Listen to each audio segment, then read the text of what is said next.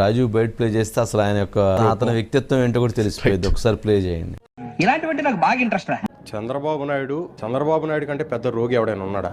నీ గురించి విన్నాను, కొంచెం కొవ్వెక్కువని. కానీ ఇప్పుడు చూశాను, కొంచెం కాదు చాలా ఎక్కువ. శారీరక రోగి, మానసిక రోగి కూడా చంద్రబాబు నాయుడు. అల్జిమీర్స్ వ్యాధి ఉంది. ఇలా ఊరుకుంటే లాభం లేదు మామ. నేను చంపి జైలుకి వెళ్ళిపోతా. ఇది రాజీవ్ అనేటువంటి యువకుడు మాట్లాడింది వ్యక్తిత్వం. పవన్ కళ్యాణ్ అనేవాడు పిచ్చి కుక్క, పెళ్ళాన్ని మార్చడం కాదు.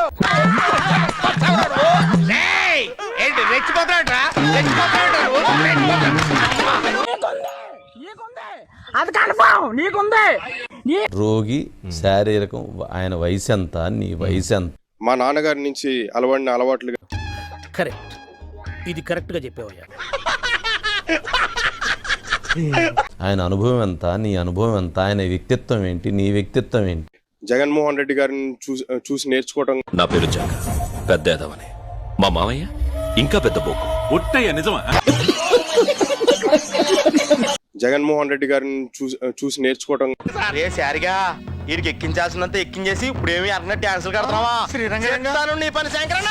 నువ్వు ఎప్పుడైతే అలాంటి భాష మాట్లాడావో, శారీరకమైన మానసికమైన అన్నావో, ఆ శారీరకమైనటువంటి రోగి నువ్వు అని నీ భార్య ఈ రోజున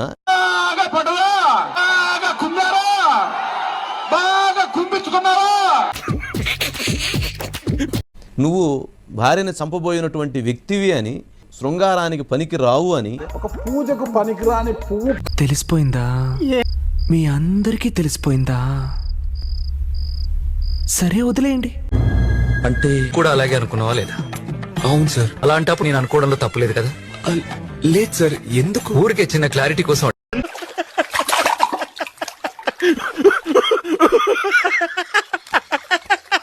నువ్వా శారీరక రోగివి, నువ్వా మానసిక రోగివి, లేక చంద్రబాబు నాయుడు గారా?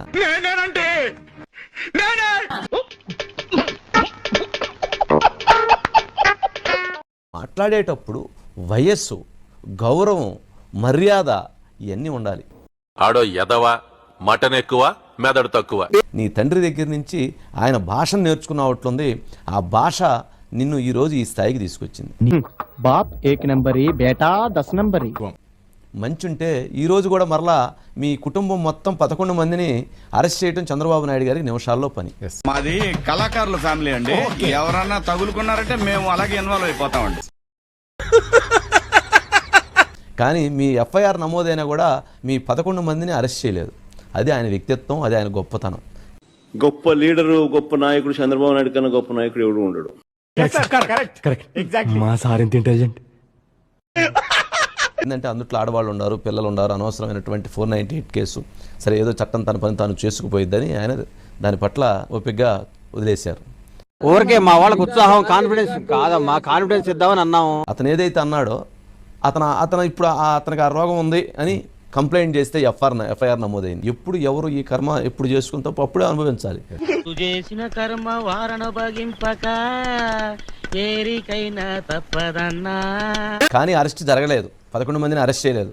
వాళ్ళు ఇప్పుడు కూడా ఒక ప్రముఖ వ్యక్తి దగ్గర కూర్చొని ఈ అంశానికి సంబంధించి చర్చ జరుపుకుంటున్నారు. ఎక్కడా కూడా నా పేరు ఎక్కడా లేదు రమేష్. గృహంకు సంబంధించిన కేసు ఏమైనా ఉంటే ఖచ్చితంగా ఎఫ్ఐఆర్ నమోదైతే, ఎఫ్ఐఆర్ నమోదవ్వగానే నిందితులు ఎవరైతే ఉంటారో వాళ్ళందరినీ పోలీస్ స్టేషన్ పిలిపిస్తారు, కూర్చోబెడతారు, విచారిస్తారు. ఆ కార్యక్రమం లీగల్ ప్రొసీజర్ మొత్తం జరుగుతూ ఉంది. ఇబ్రహీంపట్నం పరిసర ప్రాంతాల్లోనే ఒకనొక ప్రదేశంలో ఒక పెద్ద మనిషి, ఎన్టీఆర్ జిల్లాలో ఒక పెద్ద మనిషి సమక్షంలో ప్రస్తుతానికైతే ఈ జోగి మేఘన కావచ్చు, జోగి రాజు ఏదైతే వీళ్ళ ఇద్దరికి సంబంధించిన వ్యవహారం ఏదైతే ఈ వ్యవహారంలో ప్రస్తుతం సిట్టింగ్ జరుగుతూ ఉందని చెప్పు. అంత నీ వల్లే కదా ఆడించేది నువ్వే. మనకైతే సమాచారం ఉంది సార్.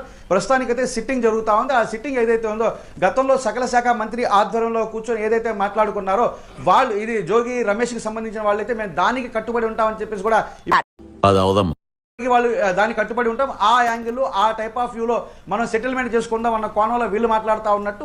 చాలు బాబు, నాటకాలు చాలా చూసావులే మేము. జోగి మేఘనాథ్ బంధువులు ఎవరైతే ఉన్నారో వాళ్ళు ఇమేజ్ డ్యామేజ్ చేశారు, రోడ్డుకి ఈడ్చారు, రచ్చకి ఈడ్చారు. మేము గుట్టుగా బ్రతికే వాళ్ళం, గుట్టుగా ఉండేవాళ్ళం. అటువంటి వాళ్ళని విసికించి, వేధించి, తీవ్ర ఇబ్బందులకు గురి చేసి, వేధింపులకు గురి చేసి వల్లే మేము స్టేషన్ వరకు రావాల్సి ఉంది. స్టేషన్కి వచ్చిన తర్వాత కూడా మీరు ఇప్పటికి కూడా ఇటువంటి మాటలే మాట్లాడుతూ ఉన్నారు. కంట్రోల్ అవ్వకపోతే ఏమవుతుంది? నీ మొహం చూస్తుంటే ఎందుకు కోపం రావట్లేదు తమ్ముడు. వచ్చిన పీకేది ఏం లేదు కదా.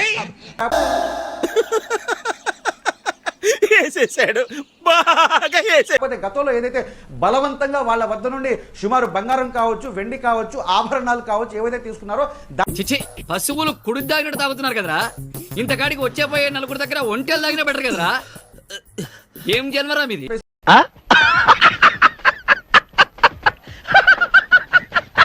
అలాగే వాళ్ళ పెళ్లిలో చాలా ఓవర్ గా ఖర్చు పెట్టించారని చెప్పేసి కూడా ఒక సెటిల్మెంట్ ఏదైతే జరుగుతా ఉందో పర్టికులర్ గా ఒక అంకె అనుకోవడానికి సిద్ధంగా ఉన్నారు. ఆ అంకె ఏదైతే చెప్పుకుంటారో ఆ చెప్పుకున్న అంకెకి సంబంధించిన అమౌంట్ స్పాట్ లో ఇచ్చేందుకు ఆ అమౌంట్ కూడా సిద్ధం చేసుకున్నారని తెలుస్తా ఉంది. ఎంత కావాలి? అందరు నోటితో మాట్లాడుతూ నువ్వు నోట్లతో మాట్లాడతావు. కానీ ఇది నా అబ్బా జీవితం. కానీ నువ్వు అనుకున్నట్టే కానీ నాలాంటి పేదల్ని డబ్బులతో